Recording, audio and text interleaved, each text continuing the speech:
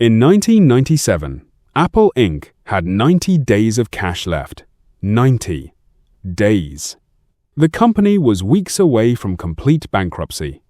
And yet, less than 30 years later, it became the first company in human history to be worth nearly $4 trillion, with over $416 billion in annual revenue. This is not just a business story.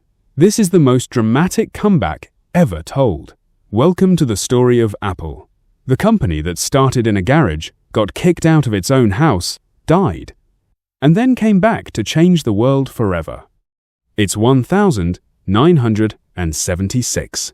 A 21-year-old college dropout named Steve Jobs and his quiet, brilliant friend Steve Wozniak are hunched over circuit boards in a garage on Crist Drive, Los Altos, California.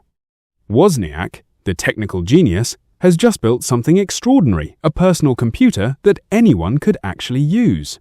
But Wozniak just wants to give it away for free. Jobs has a different idea. On the 1st of April 1976, yes, April Fool's Day, Apple Computer Company was born. 3 founders, Steve Jobs, Steve Wozniak, and a lesser-known figure, Ronald Wayne, who drew the original Apple logo and owned 10% of the company, which he sold back for just $800. Today, that 10% would be worth over $300 billion. The name Apple? Jobs had just come back from an apple farm. Simple as that. The logo? A rainbow-colored apple with a bite taken out because, without the bite, it just looked like a cherry. The Apple I was essentially a circuit board, no keyboard, no monitor, no case. But tech hobbyists loved it. They sold 200 units at $666.66 each. Then came the Apple II in 1977, and everything changed. The Apple II was a revolution. It came fully assembled, with color, graphics, and a spreadsheet program called VisiCalc that made businesses desperately want a personal computer for the first time. Sales went from a few thousand to hundreds of millions of dollars almost overnight. In 1980, Apple went public. It was the largest IPO since Ford Motor Company in 1956. Steve Jobs, at just 25 years old, became worth $256 million in a single day. But here's where the story takes a dark turn. In 1983, Jobs personally recruited John Sculley, the CEO of Pepsi, to run Apple. He convinced him with one legendary line: "Do you want to sell sugared water for the rest of your life? Or do you want to come with me and change the world?" Sculley changed the world all right, but not the way Jobs planned. In 1985, after a brutal power struggle, Apple's board sided with Sculley. Steve Jobs was fired from the company he founded at 30 years old. Jobs later said it was the best thing that ever happened to him. But in the moment, it was devastating. Apple without Jobs drifted. They made too many products, lost their focus, and spent the next decade slowly bleeding out. By 1996, Microsoft Windows had crushed the Mac's market share. Apple was burning through cash. The board tried 5 different CEOs. Nothing worked. The press wrote the obituaries. Apple, they said, was finished. In 1996, Apple made a desperate move. They bought a small company called Next, the company Jobs had built, after leaving Apple for $427 million. What they didn't realize was that they weren't buying Next. They were buying Steve Jobs. Jobs returned. And he was different. Leaner, sharper, ruthless in the best way. He killed 70% of Apple's product line. 70%. He brought Apple down to just 4 products. And then he made a call that would save the company forever. In 1997, Microsoft, Apple's arch-rival, invested $150 million into Apple. Bill Gates appeared on screen at an Apple event, and the crowd booed. But Jobs knew. He needed the cash, and he didn't care what it looked like. Then came the iMac in 1998. Colorful, friendly, beautifully designed. It sold 800,000 units in the first 5 months. Apple was alive again, and Jobs was just getting started. 2001. The iPod, 1,000 songs in your pocket. It wasn't the first MP3 player, but it was the first one people actually wanted. Apple's music revolution had begun. Then, the 9th of January, 2007, the day that divided history into before and after. Steve Jobs walked on stage and said, "Today, Apple is going to reinvent the phone." He wasn't exaggerating. The iPhone didn't just change Apple, it wiped out entire industries. Nokia, the world's largest phone maker, collapsed within years. Kodak went bankrupt, partly because phone cameras replaced film.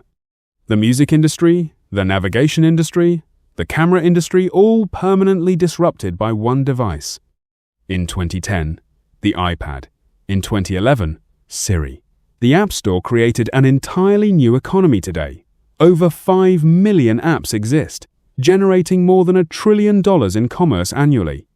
On the 5th of October 2011, Steve Jobs died of pancreatic cancer. He was 56 years old. The man who had been fired from his own company came back from nothing and built the most valuable company on earth, was gone. The world mourned, because Jobs wasn't just a CEO, he was proof that one person with enough obsession and vision can change the course of human history. Tim Cook, Apple's new CEO, was nothing like Jobs. He wasn't a showman or a visionary in the product sense, he was a supply chain genius.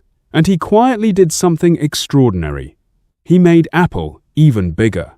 Under Cook, Apple launched the Apple Watch, AirPods, and Apple Silicon chips, which are now considered the best processors in the world. He built Apple's services business, iCloud, Apple Music, Apple TV Plus, Apple Pay, into a juggernaut generating over $120 billion a year on its own. In fiscal year 2025, Apple reported a record $416 billion in total revenue, with a net income of $112 billion. In August 2018, Apple became the first company in history to reach a market capitalization of $1 trillion, then $2 trillion, then $3 trillion. By 2026, it was flirting with $4 trillion. No company in history has ever been worth that much. And by 2026, Apple had 2.5 billion active devices in the world. 2.5 billion.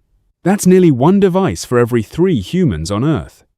Their ecosystem lock-in is so powerful that iPhone customer retention hit 92% in 2025, meaning once you're in, you almost never leave. But there's a leadership twist no one saw coming.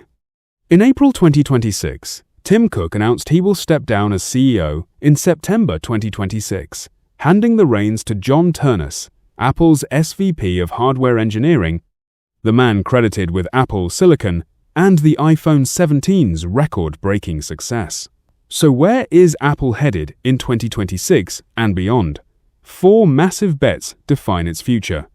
First, the AI supercycle. The iPhone 17, launched in late 2025 with the A19 chip and a dedicated ultra-neural engine, was the first iPhone built from the ground up for on-device AI. Apple Intelligence, now powered by a rebuilt Siri running on Google Gemini's foundation, went fully live in March 2026. The result? iPhone revenue jumped 22% in a single quarter. Analysts are calling it the beginning of the biggest smartphone upgrade wave since the original iPhone. Second, health technology. Apple Watch now dominates 90% of the Edge AI smartwatch market. Blood pressure monitoring, sleep apnea detection, and next possibly non-invasive blood glucose monitoring for diabetics. Apple is slowly becoming one of the most important health companies in the world, hiding inside a watch. Third, American manufacturing. Apple signed a $30 billion chip deal with Broadcom in 2026 to build processors in the United States. And already 25% of all iPhones are now assembled in India, up from nearly 0 just a few years ago. Apple is quietly rebuilding its supply chain for a more uncertain world. Fourth, the next computing platform. The Apple Vision Pro remains a niche product, fewer than 400,000 units sold, and Apple Car was quietly shelved. But Apple Glass, a lightweight, augmented reality headset, is reportedly the real endgame. If Apple cracks AR the way it cracks smartphones, It could trigger the next technology revolution. And the iPhone 18, expected later in 2026, is already generating buzz, with analysts predicting price increases of $200 or more due to memory costs. The question isn't whether people will pay, they always do. A garage, 2 friends, 1 crazy idea. That's all it took to build the most valuable company in the history of human civilization. $416 billion in revenue, 2.5 billion devices, and a new CEO about to write the next chapter. Apple's story is proof that the most world-changing things often start not in boardrooms but in the most ordinary places imaginable. If you found Apple's story as mind-blowing as we did, smash that subscribe button.